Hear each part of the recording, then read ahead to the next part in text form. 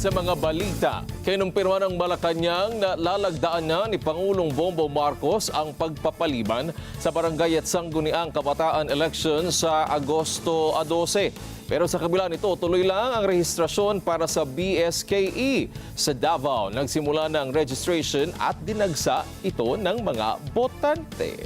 Magbabalita si Vic Bandong. Dinagsa ng mga botante ang tanggapan ng Commission on Elections Davao sa Magsaysay Park sa unang araw ng voter registration para sa nalalapit na barangay at sangguniang kabataan elections ngayong Biyernes, Agosto 1. Ayon sa COMELEC Davao City Field Office, maayos ang naging daloy ng rehistrasyon sa pagbubukas ng kanilang opisina kaninang alas 8 ng umaga. Ilan sa mga dumagsa ay mga kabataan na unang beses pa lamang boboto, gayon din ang mga nagnanais reactivate ang kanilang rehistro.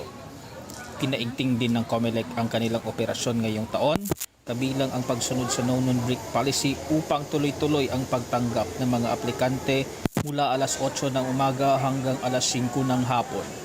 Sa kabila nito, nilinaw ng COMELEC na hindi pa saklaw ng kasalukuyang registration period ang mga aplikasyon para sa transfer of registration, particular ang paglilipat ng barangay o lokal na botohan.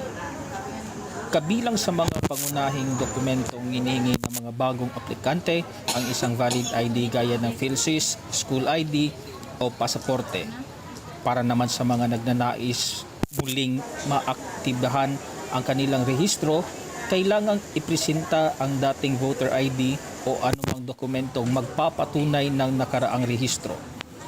Inaasahan ng COMELEC Davao na mas dadami pa ang mga rehistrant sa mga susunod na araw habang papalapit ang deadline sa Agosto 10. Mula rito sa Davao City, para sa mata ng Agila, Vic Paulo Bandong, matatag, matapang, matapat.